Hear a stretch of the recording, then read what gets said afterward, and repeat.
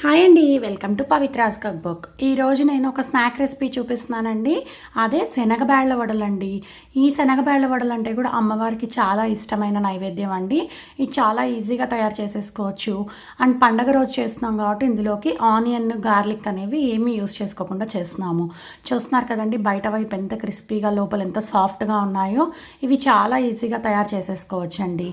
మనం ఇప్పుడు ప్రాసెస్లోకి వెళ్ళిపోదాం. ముందుగా ఒక బౌల్లో ఒక కప్పు పచ్చిశనగపప్పుని యాడ్ చేసుకోవాలి. శనగబేడలండి. ఒక కప్పు శనగబేడలకి పావు కప్పు ఉద్దిపప్పుని యాడ్ చేసుకోవాలి. ఈ ఉద్దిపప్పుని యాడ్ చేసుకోవడం వల్ల మనకి వడలు అనేది చాలా గట్టిగా లేకుండా సాఫ్ట్గా వస్తాయి. ఇలా పర్ఫెక్ట్ మెజర్మెంట్ యాడ్ చేసుకొని కొద్దిగా వాటర్ని యాడ్ చేసుకొని 2-3 సార్లు బాగా వాష్ చేసుకోవాలి. తర్వాత వాటర్ని మొత్తం డ్రైన్ అవుట్ చేసేసుకోవాలి. వాటర్ని మొత్తం డ్రైన్ అవుట్ చేసుకున్న తర్వాత ఇప్పుడు అందులోకి ఫ్రెష్ వాటర్ని యాడ్ చేసుకోవాలి. ఫ్రెష్ వాటర్ని యాడ్ చేసుకున్న తర్వాత ఒక 2 గంటల పాటు నాననివ్వాలి. 2 గంటల తర్వాత ఆ వాటర్ని మొత్తం డ్రైన్ అవుట్ చేసేసుకోవాలి. ఈ వాటర్ని మొత్తం డ్రైన్ అవుట్ చేసుకున్న తర్వాత ఈ ఉద్దిపప్పు, శనగపప్పుని మనం మిక్సీ జార్లోకి యాడ్ చేసుకోవాలి. మనకి వడలు గరగర రావాలి అనుకుంటే కొంచెం ఉద్దిపప్పు, శనగపప్పుని పక్కకు పెట్టుకుందాం.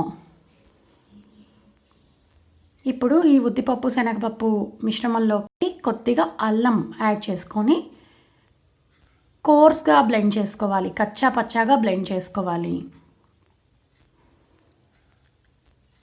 చూస్తున్నారు కదండి, ఇలా కచ్చా పచ్చాగా బ్లెండ్ చేసుకొని ఒకసారి బాగా మిక్స్ చేసుకొని మనం ఎందులో అయితే ఉద్దిపప్పు, శనగపప్పు మిగలపెట్టాము అందులోకి ఈ మిక్సీకి పట్టుకున్న పేస్ట్ని ట్రాన్స్ఫర్ చేసుకోవాలి. ఈ ఉద్దిపప్పు, శనగపప్పు ఇలా కాస్త పక్కకు పెట్టుకొని మిక్స్ చేసుకుంటే మనకి అవి పంటికి తగులుతూ బాగుంటాయండి. ఇప్పుడు అందులోకి సన్నగా చాప్ చేసి పెట్టుకున్న కరివేపాకు, సన్నగా చాప్ చేసి పెట్టుకున్న కొత్తిమీర, ఫ్రెష్గా గ్రీన్ చిల్లీ పేస్ట్ కానీ గ్రీన్ చిల్లీస్ని కానీ యాడ్ చేసుకోవాలి. తర్వాత అందులోకి రుచికి సరిపడా ఉప్పుని కూడా యాడ్ చేసుకొని బాగా మిక్స్ చేసుకోవాలి. ఇష్టపడే వాళ్ళు జీలకర్రను కూడా యాడ్ చేసుకోవచ్చండి. ఇలా బాగా మిక్స్ చేసుకొని మనం ఒక లెమన్ సైజ్ బాల్ లాగా బాల్స్ని ప్రిపేర్ చేసుకోవాలి. ఒకేసారి బాల్స్ని ప్రిపేర్ చేసేసి పెట్టుకోవచ్చండి, లేకపోతే నేను చేసే విధంగా మీరు కూడా చేసుకోవచ్చు. ఇలా లెమన్ సైజ్ బాల్ని తీసుకొని చేతికి కొద్దిగా వాటర్ని అప్లై చేసుకొని వడలా ప్రెస్ చేసుకొని వేడి నూనెలోకి డ్రాప్ చేసుకోవాలి. ఇదే ప్రాసెస్లో చూస్తున్నారు కదండి, ఇదే ప్రాసెస్లో అన్ని వడల్ని తయారు చేసేసుకోవాలి. మీరు చేతిపైన తట్టుకోవడానికి ఇష్టపడకపోతే ఒక చిన్న పాలిథిన్ కవర్ని తీసుకొని పాలిథిన్ కవర్ పైన కూడా ఈ వడల్ని ప్రిపేర్ చేసుకోవచ్చు. ఇలా అన్ని వడల్ని యాడ్ చేసుకున్న తర్వాత మీడియం ఫ్లేమ్లో అన్ని వైపులకు తిప్పుకుంటూ వడల్ని బాగా ఫ్రై చేసుకోవాలి.